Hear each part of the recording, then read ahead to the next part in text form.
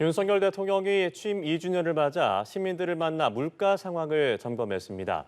윤석열 대통령이 해병특검법에 대한 거부권을 시사한 가운데 여야 대립이 격화하고 있습니다. 네, 두 분과 정치권 소식 짚어보겠습니다. 최수영 전 대통령직 인수위 전문위원, 김진욱 전 민주당 대변인 모셨습니다. 안녕하세요. 예, 안녕하십니까. 네, 취임 2주년을 맞은 윤석열 대통령 어제 서울 청계천과 영천시장을 방문해서 시민들을 만났습니다.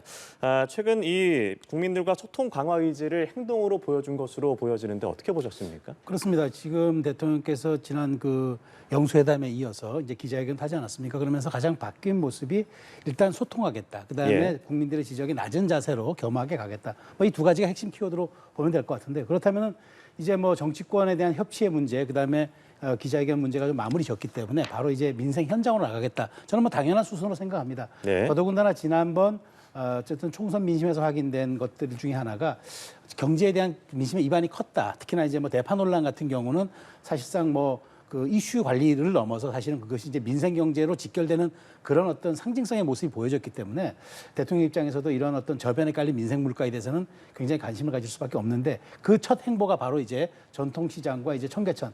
뭐 시민들이 뭐 주말이나 주중이나 가장 서울에서 많이 찾는 장소 아니겠습니까? 그러면 소통과 그다음에 민생 그리고 이제 그 경제 물가지만 그것도 아주 우리의 말하자면은 이제 그 생활 물가에 가까운 이런 점들을 대통령에서 직접 챙기겠다. 그래서 저도 어저께 좀 뭐 자료에만 있는지 모르겠습니다만 굉장히 그 말하자면 경제 수석을 직접 소개하면서 어쨌든 이제 이런 부분들 좋은 지적 우리가 이를테면 카드 수수료 인하 같은 경우가 그 상인들에게 굉장히 큰 현안이니까 바로 받아들이겠다라고 하는 그런 모습을 보여줌으로써 저는 무엇보다 민생에 이제 그 낮은 자세로 접근하는 대통령, 그다음에 어쨌든 문제를 챙기고 문제를 해결하는 그런 어떤 정부의 이제 그런 모습을 보여주는 어떤 행정부의 수반의 자세 그런 것들이 지금 눈에 보여지는데 과연 중요한 것은 이런 행보를 통해서 그런 좋은 순기능의 결과를 낼 수 있느냐. 그러니까 단순히 어떤 그런 그 말하자면은 보여주기식 이런 행보가 아니라 실질적 성과로 이어졌을 때 비로소 지금 여러 가지 좀 낮은 국정 지지율도 좀 말하자면은 횡보를 뛰어넘어서 다시 상승할 수 있기 때문에 이런 점들이 이제 앞으로는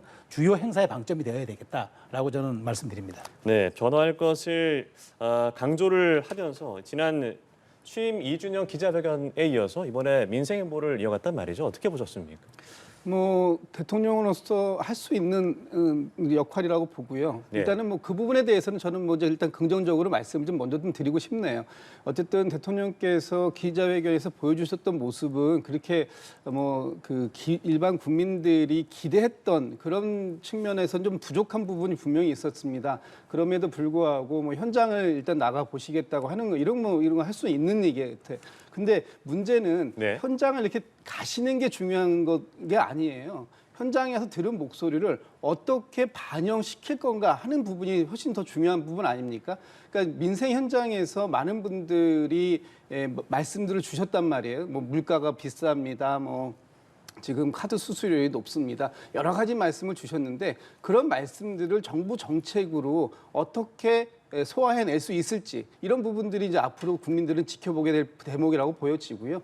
지금 대통령께서 뭐 다음 주부터는 또 그동안 해왔던 민생 그 현장에 이렇게 직접 나가시는 부분 하시겠다고 하는데 그런 모습들은 뭐 그 모습대로 가져가는 것도 좋은데 이제 지금 좀 전에 제가 말씀드렸던 것처럼 들었던 목소리들을 실질적으로 구체적으로 아주 좀 이 정책 현장에 반영시킬 수 있는 아주 구체적인 모습들이 좀 나왔으면 좋겠다 이런 말씀드리겠습니다. 네, 윤석열 대통령이 신임 시민사회 수석에 대통령실 전광삼 전 시민소통 비서관을 임명을 했습니다. 이렇게 해서 대통령실 3기 인선이 마무리가 됐는데요. 이제 관심은 총리 인선으로 쏠리는 거 아니겠습니까?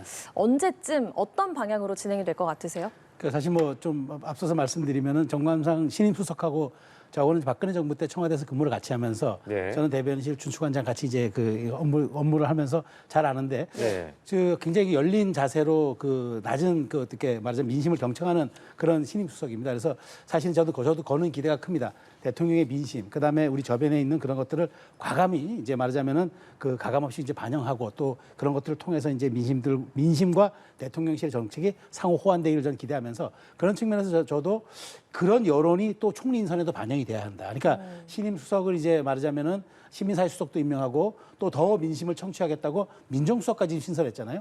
그러면 이 두 분을 통해서 어떤 그 정말 유형의 총리가 이 3기에 나와야 이제 그러니까 3년 차에 나와야 하는지 그런 것들을 잘 좀 들어야 되겠다는 생각이 들어요. 왜냐하면 이제는 총리가 물론 대통령제 중심제 하에서 총리가 갖고 있는 기능이 조금 말하자면 제한적이긴 하지만 지금 여소야대 전국에다가 그 192석의 거야가 있는 이런 전국에서 예. 총리 역할은 매우 중요할 수밖에 없습니다. 왜냐하면 국민과의 나가는 통로이기도 하지만 또 실제로 협치를 해야 할 또 정치권과의 가교 역할도 해야 된단 말이죠. 그런 측면에서 신임 총리는 반드시 말하자면 진영 논리에 입각한 사람이면 안 된다. 왜냐하면 민주당의 인주는 바로 그것도 필요한 것이 바로 필수 조건인데다가 네. 실제로 앞으로 그런 열린 자세로 하지 않으면은 실제로 이 역할을 풀기가 좀 어렵습니다. 그런 측면에서 저는 이제 국민들이 많이 원하는 총리의 어떤 유형들도 많이 좀 듣고 그다음에 민주당이 또 흔쾌히 또 말하자면 동의해 줄 수 있는 그런 인사에다가 실제로 대통령이 뭐 강한 그립을 쥐고 또 국정 운영을 주도할 수밖에 없는 뭐 대통령 5년 단임제 중심 국가에서 그건 그럴 수밖에 없습니다만은 그런 걸 확실히 보완해 줄 수 있는 총리. 그래서 열린 그 말하자면 자세로 소통도 하지만 실제로 정부 정책에서도 그 말하자면 대통령의 명을 받들더라도 최소한 어떤 자기 신념과 소신을 가지고 내각을 통솔할 수 있는 그런 좀 사람을 찾아야 되겠다. 물론 뭐 제가 굉장히 나열한 게 찾기 어려운 정말 그 고난도의 문제일 수는 있겠습니다만은 그럼에도 불구하고 어차피 조금 지금 늦어진 이상 그다음에 22대 국회가 개원하면서 인준을 받을 가능성도 있기 때문에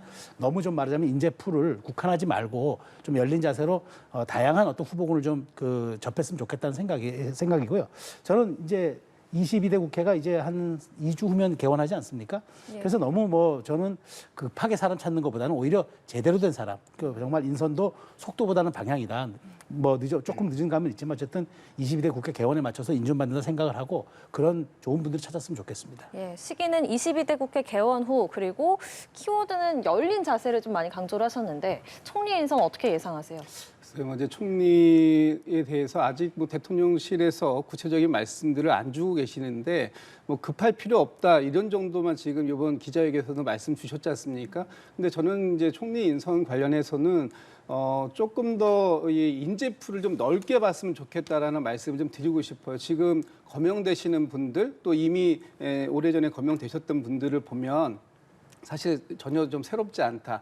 그리고 총리가 대통령과 어떤 정도의 역할을 나누어서 할 수 있을까? 과연 책임 총리의 역할을 할 수 있을까? 하는 부분도 사실 저희가 볼 때는 좀 궁금증이 있는 부분이고요. 예. 또 하나는 지금 새롭게 이제 그 추천되실 총리가 과연 이 거대 야당과의 협치를 어느 정도까지 이루어내실 수 있을지 하는 부분도 저는 좀 상당히 좀 좀 집중해서 저희가 봐야 될 대목이 아닌가라는 생각이 좀 들고요. 한 말씀만 좀 덧붙이면 이번에 이제 어제 그 대통령실에 3기 인선이 좀 있었는데 이 부분은 좀 한 말씀은 좀 지금 지적을 좀 하고 가야 될 것 같아요. 뭐냐면 지금 대통령실이 어떤 재취업의 사관학교가 돼서는 안 됩니다. 물론 이제 그 대통령실에서 역할할 수 있는 가장 최적임자를 뽑았다고 말씀하시겠지만 사실상의 이런 식의 회전문 인사 그리고 또 그 지금 많은 분들이 이번 총선에서 낙선하시거나 아니면 낙천하신 분들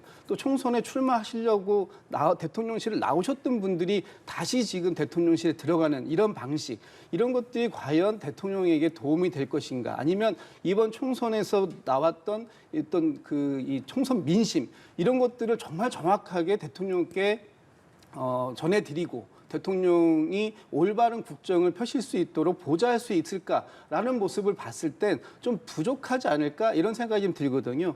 그래서 뭐 이번에 정광삼 그 시민사회 수석이 어제 마지막으로 그 수석급 중에 임명이 되셨는데 정진석 비서실장 또는 뭐 그 홍철호 정무수석 또 이원모 공직기강 비서관 네. 이런 분들이 다 이번에 총선에 출마하셨던 분들이란 말씀이죠. 이런 분들이 과연 앞으로 대통령실에서 대통령을 어떻게 보좌할 것인지 하는 부분에 대해서는 좀 저희 관심 있게 지켜볼 필요가 있을 것 같습니다. 네, 김진욱 대변인께서 지적하신 이 낙선 인사가 다시 들어오는 이 회전문 인사에 대한 어떤 지적들에 대해서는 어떻게 좀 받아들일 수 있을까요? 그러니까 뭐 이건 사실 양면이 있는 것 같아요. 그러니까 뭐 김진욱 대변인께서 지금 약간 그 좀 부정적인 면을 지적해 주신 것도 사실입니다. 어쨌든 낙천 인사들을 뭐 이렇게 재취업하듯이 하는 것 이게 과연 온당하냐라고 묻는다면은 저도 그런 점에 국민의 눈높이를 봐야 되겠습니다만은 순기능도 저는 있다고 봐요. 오히려 낙선을 했기 때문에 그 쓰라린 현장의 민심을 잘 알지 않겠습니까? 왜 내가 떨어졌는지. 한 번은 충청권에서 떨어졌고, 한 번은 수도권에서 떨어졌고, 한 번은 낙천해서, 그러니까 공천을 받지 못했던 분들인데, 자, 그렇다면 이분들이 느꼈을 거 아닙니까? 지난 최소한 6개월간 현장을 뛰면서 어디가 민심과 괴리가 돼 있는지, 또 어떤 점을 우리가 보완해야 하는지, 어떻게 우리가 취약했기 때문에 이렇게 정권 심판이라는 기제 속에서 우리가 패배를 했는지, 이런 점들은 사실 우리가 패배해서 사실은 다시 제도에게 교훈을 얻는 거거든요. 그 속에서 우리가 얻는 사실은 또 하나의 그 말하자면 앞으로 배움들이 있을 수 있기 때문에 저는 그 측면에서 너무 떨어진 분들을 왜 이렇게 갑자기 기용하느냐라는 비판도 일견 타당해 보일 수는 있지만, 오히려 그런 것들에 대한 것들이 몸에 체화돼 있고 실질적으로 그걸 경험해봤던 분들이 그것이 이제 정책으로 다시 바뀌어지거나 혹은 아니면 대통령에 대한 어떤 그런 진언 혹은 이제 그 어떤 말하자면 정책으로 변환할 수 있는 어떤 그런 본인의 좋은 순기능으로 저는 갈 수도 있다고 보기 때문에 예. 그런 측면만 너무 부정적인 측면을 하는 것도 어쨌든 뭐 저는 지적을 받아들입니다만, 그럼에도 불구하고 그분들의 어떤 아팠던 기억들, 그다음에 뼈저리게 느꼈던 현장의 민심들이 정말 다시 정책이라든가 대통령의 민심으로 다시 바뀌어질 수 있다면 저는 그건 나쁘지 않은 거라고 봐요. 그런 측면에서 이제 중요한 것은 이분들이 어떤 역할을 할 것이냐. 그러니까 그 어떤 임명 과정에서의 비판과 어떤 또 순기능은 충분히 다 수렴이 가능하지만, 중요한 것은 이분들이 그런 역할을 해서 실제로 정부 정책의 순기능으로 전환됐을 때 그때 평가를 받을 수 있겠죠. 그래서 저는 이제 비판은 이제 이쯤에서 한번 하고, 이분들이 앞으로 어떻게 해서 대통령실과 민심의 상호 고리 역할을 하는지 그걸 한번 지켜보자라고 말씀드리겠습니다. 네, 알겠습니다. 어제 발표된 국정 지지율 여론조사 결과를 확인해 보면요, 한국갤럽이 지난 7일에서 9일 조사한 조사에 따르면 윤 대통령의 국정 지지율이 24%를 기록을 했습니다. 87년 직선제 개헌 이후 취임한 대통령 중에 취임 2년 차 최저치를 기록한 수치인데, 여론의 흐름 좀 어떻게 해석을 하시는지? 그렇습니다. 지금 사실 3주째 갤럽 조사 기준 3주째 지금 20% 25% 이제 어간입니다. 예. 그렇다면 이제 횡보를 이어가고 있다고 봐야 되겠죠. 그러면 이건 사실 뼈아픈 얘기입니다. 근데 갤럽 설명도 있었습니다만, 이게 지금 대통령 기자회견에서 일부밖에 반영이 안 됐습니다. 7일에서 그래서 9일이었죠. 그래서 네. 이제 사실상 아주 그 짧은 기간밖에 반영이 안 됐기 때문에 실제로 이게 조금 더 많은, 저는 제가 보기에 그 날짜까지 다 포함을 했다 그러면은 20대 후반까지 갈 수 있었다고 보지만 어쨌든 20% 됩니다. 그건 뼈아픈 지적이고요. 제가 또 여기서 아픈 것 중에 하나가 부정평가의 이유 중에 19% 가장 높았죠. 네. 이게 그 경제, 민생, 물가라고 합니다. 그러니까, 예. 그러니까 국민들이 지금 정부의 국정 운영 방향에는 동의할 수 있어도 내가 체감하는 경제 지수에는 동의하지 못한다. 바로 이 얘기를 하고 있는 거거든요. 그래서 저는 바로 이제 어저께 대통령의 행보가 민생 현장, 특히나 이제 재래시장과 청계천을 방문했다는 게 이와 무관하지 않을 거라고 봅니다. 그러니까 경제, 민생, 물가를 잡지 못하는 대통령은 아무리 어떤 구호로 정치적인 슬로건을 얘기하거나 국민에 대해서 국정 철학을 홍보해도 먹히지 않습니다. 경제, 민생, 물가가 실제로 가장 말하자면은 우호적인, 그리고 이제 긍정평가 요인으로 올라올 때 비로소 대통령의 이제 그 정책도 힘을 받게 마련이거든요. 그런 측면에서 20%대보다도 더 뼈아픈 거는 경제, 민생, 물가를 앞으로 어떻게 그럼 대통령과 참모 그다음에 정부 여당이 이것을 극복해내느냐, 이게 과제될 겁니다. 이것만 극복된다면 저는 30%대 진입, 40%대로 그다음에 부상 가능할 수 있기 때문에 이 점에 저는 정부 정책이 온 힘을 쏟아야 한다고 생각합니다. 예, 경제, 민생, 물가가 가장 높은 부정평가 이유로 나왔는데, 사실 조사 기간이 7일에서 9일이었기 때문에 기자회견이 제대로 반영되진 않았을 거란 말이죠. 하지만 이 지지율을 좀 넘어설 수 있는 기자회견의 결과였다고 보시는지, 이 여론조사 어떻게 보셨습니까? 저는 그 설령 이 기자회견이 충분히 이 여론조사에 반영이 됐다고 했을 때 그때도 그러면 30%를 넘을 수 있었을까라는 데는 굉장히 저는 회의적이고 부정적으로 봅니다. 왜냐하면 이번에 대통령께서 기자회견을 하셨던 내용들을 보면 사실 총선 참패 이후에 직후에 하셨던 어떤 그 말씀들, 특히 총선 참패하고 일주일 뒤에 국무회의에서 말씀하셨던 말씀과 전혀 다름이 없다. 사실상 그 연장선상에 있었다라고 보여지거든요. 그랬을 때 총선 참패하고 3주 동안 거의 23%, 24% 이렇게 횡보가 지속되고 있다는 뜻은 국민들이 보시기엔 대통령께서 전혀 변화하지 않고 있다라고 보고 계시는 거예요. 대통령께서 만약에 총선 참패 이후에 어떤 국정 방향의 전환을 말씀하셨거나 아니면 뭐 이 그 순직 해병에 대한 특검법이라든지 이런 것들 적극적으로 받아들인다든지 뭔가 변화가 되고 그것들이 대통령을 평가할 수 있어야 되는데 그런 평가를 이룰 만한 그런 기재가 전혀 없었다. 그렇다면은 뭐 이것이 그 설령 하루 이틀 조사 기간이 더 길어져서 기자회견을 충분히 반영하는 기간이 지났다 하더라도 과연 대통령의 지지율이 상승했었을까? 이렇게 본다면 저는 좀 부정적이다 보여지고요. 물론 다음 주 지지율을 보면은 이제 정확하게 알 수 있겠죠. 다음 주에 지지율을 봤는데도 이 상태가 지속됐다. 그렇다면 국민들이 볼 때는 대통령의 변화 기대할 수 없겠구나. 앞으로도 마찬가지겠구나라는 생각을 할 것이고요. 이렇게 되면 대통령께서 국정을 운영하시는데 상당히 부담이 되실 겁니다.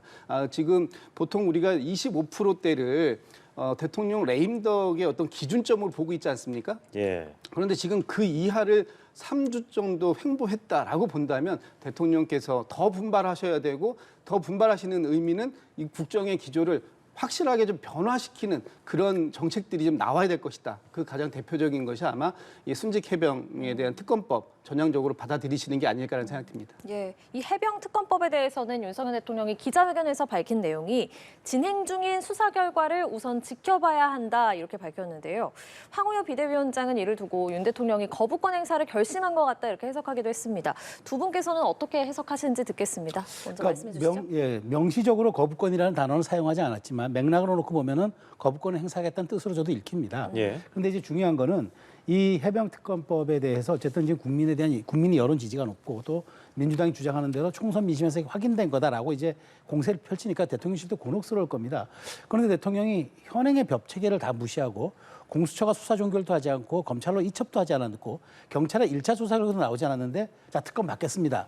이러는 건 사실은 대한민국 헌법의 기초에서 헌법을 수호할 의무가 있는 대통령이 과연 법률 위반을 또 할 수가 있냐. 이게 명시적인 법률 위반은 아니지만 어쨌든 법 체계를 무시하는 건 분명하거든요.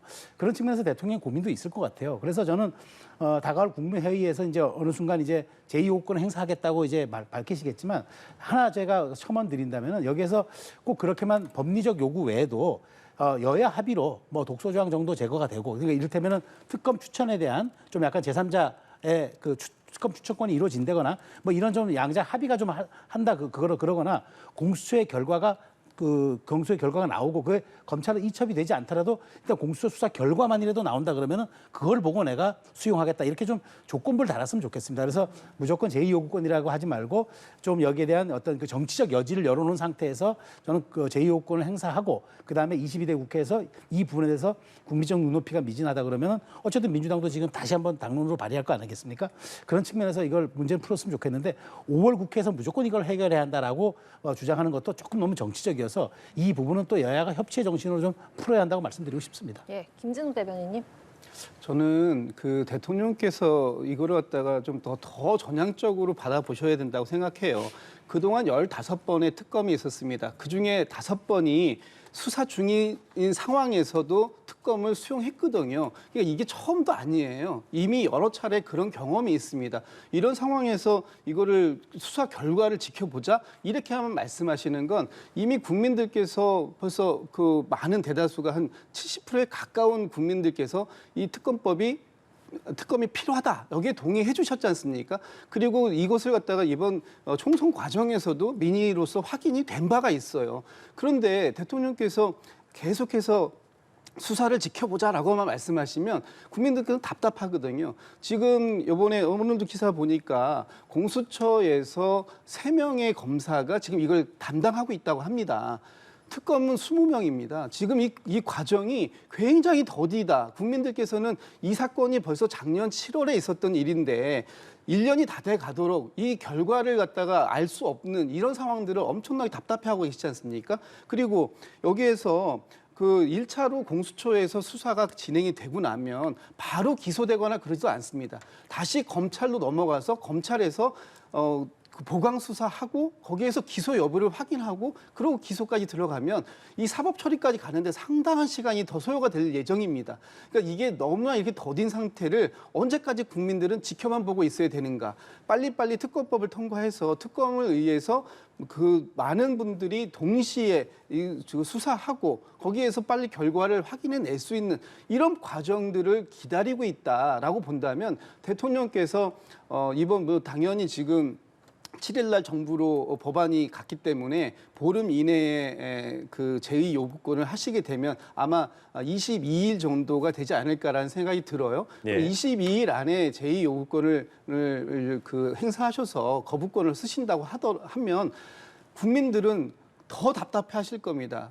지금 민주당에서도 이제 이와 관련된 또 비상 행동들이 생기고 있는 것이 아마 대통령께서 정말 그 국정의 기조를 좀 변화시키고 또 적극적인 소통을 원하신다면 이 문제부터 빨리 그 처리해 주시는 것이 가장 합리적이고 빠른 길이다라는 말씀 다시 한번 좀 더 드리고 싶습니다. 예, 이 수사가 늦어지는 것들 그리고 국민 여론을 반영해봤을 때 받아들이는 것이 온당하다라고 말씀하셨습니다. 어제 한국갤럽에서도 조사를 했는데 최상병 특검 도입 찬성이 57%, 반대 29%가 나오기도 했고요.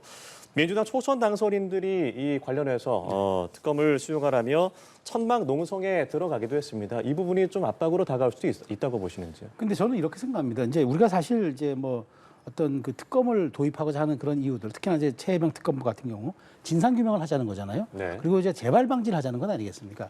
그렇다면 이게 그렇게 하루 이틀 사이에 속도를 그렇게 무리하게 내야 할 일인가요?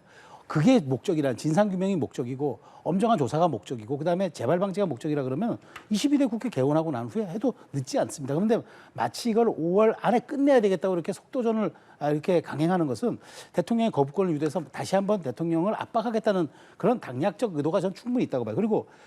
그리고 이제 의원들이 이제 그 당선인들이 22대 국회 당선되지 않았습니까? 아니, 당선돼서 국회 안에서 문제를 풀려고 국회의원을 뽑았는데 자꾸 이 장외에서 이렇게 투쟁을 합니까? 장외 투쟁이라는 거는 말 그대로 정말 소수가 이게 더 이상 제도로서 문제를 풀 힘이 없을 때 장외로 나가는 겁니다. 그런데 22대 국회의원은 국회 안에서 충분히 문제를 풀 수 있고 또 특검법 발의하면 되고 여러 가지 수단이 많은데 천막농소에 굳이 벌써 국회 개원하기도 전에 들어갔다? 이거는 굉장히 압박용으로 쓰겠다는 그 의도를 드러낸 거죠.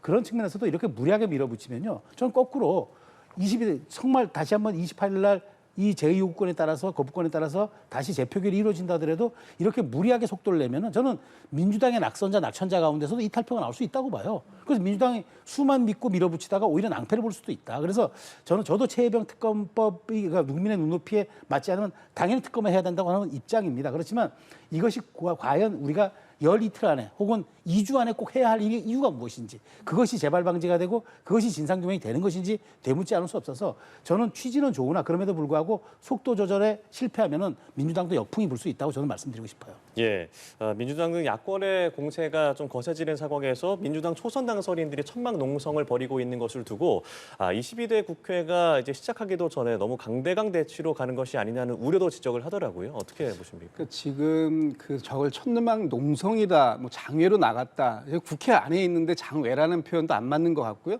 또 천막 농성이라는 표현도 잘 안 맞는 것 같습니다. 어쨌든 지금 이 당선인들 같은 경우에는 이번 총선 과정에서 민심을 몸으로 다 이렇게 수용하고 온 사람들 아닙니까? 예. 이분들이 봤을 때 지금 국민들이 가장 빠르게 처리해야 할 부분 이것을 갖다가 그 해병대원 특검법을 조속하게 통과시켜 달라는 이런 민의를 가지고 들어오는 분들이에요. 이분들이 뭐 배지를 꼭 달고 선서를 해야만 의원 활동을 할 수 있는 건 아니지 않습니까? 그러니까 이분들한테 지금 뭐 천막 농선이다 아니면 장애 활동을 했다 이렇게 말씀하시는 거는 민의를 전달하는 이 과정을 곡해하시는 거다 이렇게 말씀을 좀 드리고 싶고요. 지금 대통령께 사실은 민주당이 마지막으로 기회를 드리는 겁니다. 대통령께서 이 민심을 적극적으로 수용하실 수 있는 마지막 기회를 드리는 걸 압박이다라고 느끼시면 사실은 대통령께서 협치나 아니면은 정말로 국정의 어떤 이 국정 운영 기조를 바꾸지 않겠다라는 생각을 더 공고히 하는 것밖에 안 된다. 이런 것들이 저희 민주당을 맞서시는 게 아니고요. 지금 대통령께서는 국민을 맞서고 계시는 거다라고 말씀을 좀 드리고 싶습니다. 국민들께서 원하시는 바가 이 특검을 통해서 빠르게 그 진상을 규명하고 거기에 어떠한 외압이 있었는지도 파악하고 그다음에 이 해병의 순직에 대해서 명복을 빌어줄 수 있는 이런 방법들을 찾아달라라는 것이 국민의 요구인데 그런 네. 부분들을 정면으로 맞서고 있는 것이 대통령이다. 그래서 저희는 더 안타깝게 생각하고요. 이 부분에 대해서 대통령께서 좀 적극적인 수용 의지를 좀 피력해 주셨으면 하는 걸 다시 한번 좀 부탁드리고 싶습니다. 예. 만약에 윤석열 대통령이 제2요구권 거부권을 행사를 한다면 국민의힘의 이탈표가 관건이 될 텐데요. 관련해서 추경호 원내대표는 단일 대우를 강조를 하고 있습니다만 안철수 의원은 만약에 재표결을 한다면 당론에 어긋나더라도 찬성표를 던지겠다 이렇게 말을 한 걸 보면 내부에서는 좀 목소리가 갈리는 것 같습니다. 어떻게 지금 이탈표를 둘러싼 국민의힘 상황 어떻게 읽고 계십니까? 네, 지금 뭐 일단 김웅 의원 같은 경우에는 뭐 찬성표를 아예 던졌고 그다음에 안철수 의원도 이제 어쨌든 당론은 아니지만 찬성표를 던지겠다고 얘기한 이상 뭐 가능하겠죠. 근데 최소한 지금 뭐 296명의 지금 전원 출석한다고 놓고 보면 18표가 이제 이탈이 돼야 산술적으로 이제 이게 다시 그 제2요건이 무산되는 건데 네. 저는 이렇게 봅니다. 그러니까 사실은 이제 제가 좀 저도 이제 주목하는 부분은 전체적으로 이제 출석률이 낮으면은 이게 제2요구 그러니까 그 정족수가 모수가 낮아지면은 조금 숫자가 줄기 때문에 민주당이 좀 덜 참석하더라도 오히려 이게 가결될 가능성이 높거든요. 예. 근데 이게 표는 무기명 투표지만 출석은 눈에 다 보이는 것 아니겠습니까? 그래서 제가 보기에 아무리 뭐 국민의힘 내에서 낙선했다 하더라도 그래도 저는 4년 동안 선당 후사로 살아오신 분들이기 때문에 충분히 출석을 한다 그러면 저는 제가 보기에 이탈표 때문에 가결되는 상황은 없을 거라고 봐요. 다만 저는 이제 그렇게 강대강으로 몰아가서 그게 22대 국회로 가는 게 맞느냐 저는 그 말씀을 드리고 싶고 실질적으로 18표의 그 이탈표가 나오려면은 사실 또 뭐 국민의힘 내부에서도 상당한 진통이 좀 있을 겁니다. 근데 저는 거꾸로 또 민주당 내에서 그러면 180명에 가까운 분들이 전부 그러면 가결표를 또 던질 것이냐. 저도 그것도 아닐 수 있다고 보기 때문에 양쪽이 서로 이게 재의결 붙으면 누가 이탈표가 있고 누가 더 참여율이 높을 것이다. 이렇게 전망하는 건 정말 이 법안을 당리당략적으로 저는 접근하고 있는 것이라고 봐요. 그런 측면에서 저는 이번 22대 국회에서 반드시 이 법안이 처리가 되어야 한다. 이런 강박관념을 버리고 조금 더 열린 자세에서 7, 8월쯤에 국회 상정하면 안 되나요? 그러면 특검이 그때부터 하면은 특검이면 무력화되나요? 저는 그래서 너무 속도전에 이렇게 매몰되는 거는 정말 협치가 지금 조금씩 타오르고 있는 이 와중에서 이 불씨를 꺼버리는 저는 행동 같아서 좀 안타깝다는 생각이 듭니다. 예, 일단 윤석열 대통령이 제2요구권을 행사하고 이게 21대 국회 내에서 재표결이 될 가능성이 좀 유력하지 않습니까? 이탈표 어떻게 예상하세요? 저는 뭐 이탈표라는 표현을 쓰고 싶지 않고요. 국민의힘을 위해서 국민의힘에 소속되어 있는 의원들께서 바른 판단을 좀 해주시길 좀 저는 좀 또 촉구 드릴 수밖에 없을 것 같습니다. 이게 대통령을 위해서가 아닙니다. 국민을 위해서입니다. 지금 이 그 군 복무를 갔던 젊은 청년이 군 복무 중에 순직하는 사고가 생겼습니다. 그리고 그 사고를 그 조사하는 과정 속에서 일정한 외압이 형성됐었다라는 그런 의혹들이에요. 이 의혹들을 밝히자는 것이 이것이 어떻게 정쟁의 대상이 될 수 있습니까? 그리고 오늘 할 수 있는 걸 다음에 할 수 있다라고 얘기하는 거. 다음에 할 수 있으면 오늘 할 수 있어야 되는 거 아닙니까? 그렇게 따진다면 이 부분은 할 수 있을 때 하자고 요구가 나올 때 하는 것이 맞다라고 보여지고요. 지금 국민의힘이 언제까지 이 문제를 가지고 계속해서 이렇게 그 국민에 맞설 겁니까? 국민의힘도 빠르게 정리할 문제는 정리하고 넘어가는 것이 오히려 국민의힘이 새롭게 정당으로 환골탈태하고 다시 한번 국민들의 신뢰를 회복할 수 있는 그런 정당이 될 수 있는 그런 시기에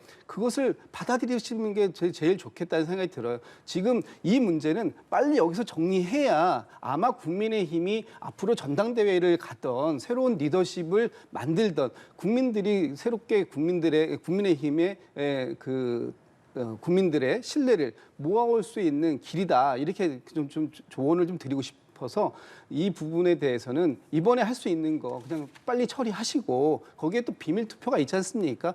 당신들께서 생각하시는 소신껏 행동하시길 저는 좀 부탁의 말씀 드리고 싶습니다. 네, 알겠습니다. 이번에는 국민의힘 전당대회 얘기도 해보죠. 한동훈 등판 소리 수면 위로 떠오르고 있습니다. 전당대회 시기가 늦춰지는 것에 대해서 이 한동훈 비대위원장의 이 등판을 기다려주는 것이 아니냐라는 이 여론에 황우여 위원장은 아니다라고 일축을 했단 말이죠. 한동훈 위원장의 출마설에 대해서 좀 어떻게 바라보십니까? 저는 한동훈 위원장의 출마설이 이렇게 나오는 거는 전대 시기가 연기됐다기보다는 지금의 현 정부과 좀 상황이 있는 것 같아요. 그러니까 네. 지금 이렇게 원내대표는 이제 TK의 이제 추경호 원내대표, 그러니까 물론 뭐 TK라고 하기보다는 이제 그 사실은 지난 원내 수석부 대표였기 때문에 그것을 지금 이렇게 여소야대 국면에서 협상을 잘 할 것이라고 이제 신임을 받은 거지만 이런 상황에서 사실 지금 전당대회가 그렇게 많은 관심을 못 받는 것 같아요. 그러니까 지금 출마하겠다는 사람도 막 나서지 않은 상황이고 흥행이 과연 이래서 되겠느냐는 그런 우려가 나오는 상황에서 아마 황우려 위원장이 무언가 조금 준비도 좀 탄탄하게 하고 그다음에 좀 더 흥행을 위해서 이렇게 좀 연장을 한다는데 이러다 보니까 이 과정, 시간이 혹시 뒤로 조금 더 미뤄지는 게 한동훈 위원장의 등판이 좀 용이해지는 것 아니냐 이런 이제 해석이 나오면서 이제 논란이 뜨거워지는데 예. 저는 이번 전대가 국민의힘의 운명을 가른다고 봅니다.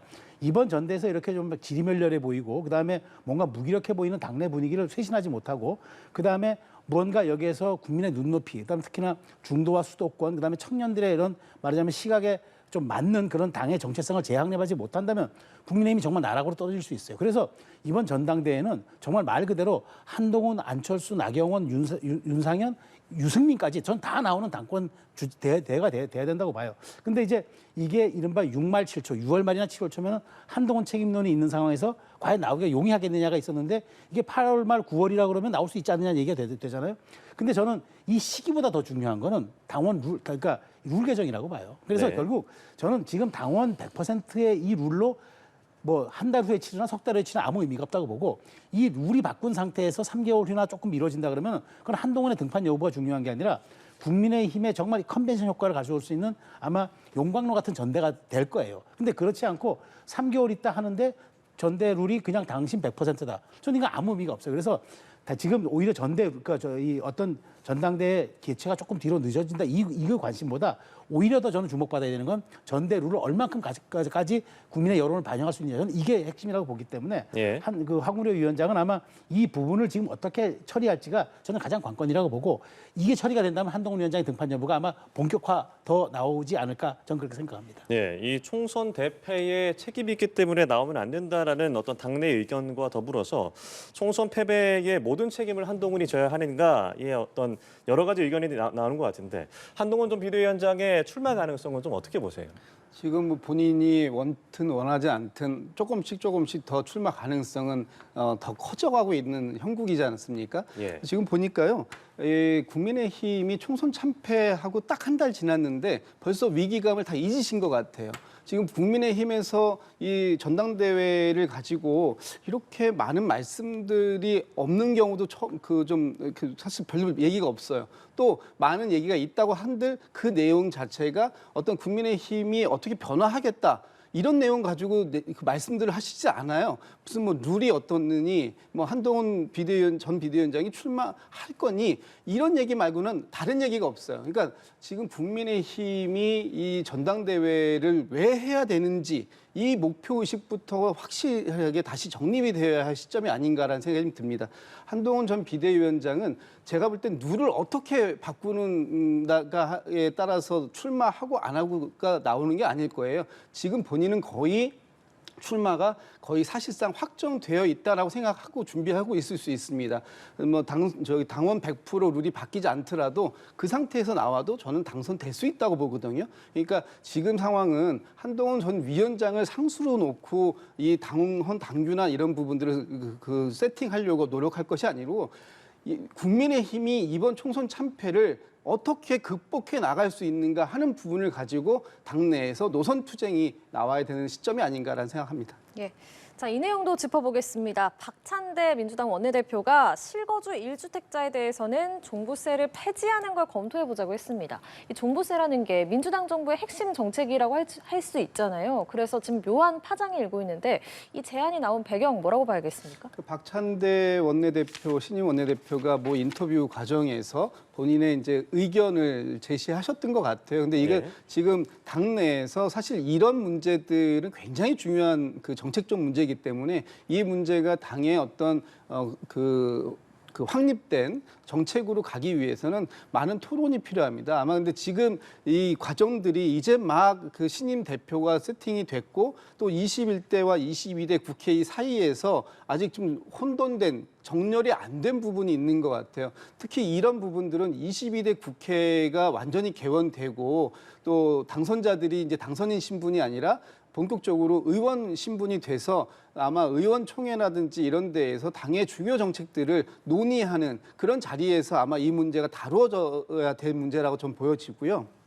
지금처럼 이렇게 그 본인의 소신일지 아니면은 당신 그 지금 박찬대 원내대표도 그 의견 정도였고 아직 당에서 본격적으로 논의된 게 아니다 정도 이렇게 수습을 하셨는데 이런 부분들은 굉장히 주의하셔야 될 거고 특히 원내대표의 한마디 한마디가 이제 얼마나 큰 파장을 가져올 수 있는가 하는 책임감을 좀 느끼는 그런 계기가 되셨길 좀 바랍니다. 예, 실거주 1주택자 종부세 폐지 이 상황 어떻게 보고 계십니까? 저는 저게 박찬대 원내대표가 저 파장을 모르고 했을까? 저는 알고 했다고 봐요. 왜냐하면 아마 근데 쉽지는 않을 거예요. 왜냐하면 저거는 그러면 적은 금액을 가진 다주택자의 그 세금 형평성 어떻게 할 것이냐 이게 굉장히 논쟁적 요소가 있기 때문에 저는 저걸 던진 이유는 앞으로 대선 가도를 염두에 둔 거라 봐요. 지난 문재인 정부가 결국 부동산 정책에 실패해서 심판받았다고 봤기 때문에 앞으로 이재명 대표가 출마한다 그러면은 이런 종합 부동산세 특히나 이렇게 대중에 민감한 어떤 그 부동산세에 관해서는 우리가 유연하게 대처할 수 있다라는 시그널을 이미 대중에게 줌으로써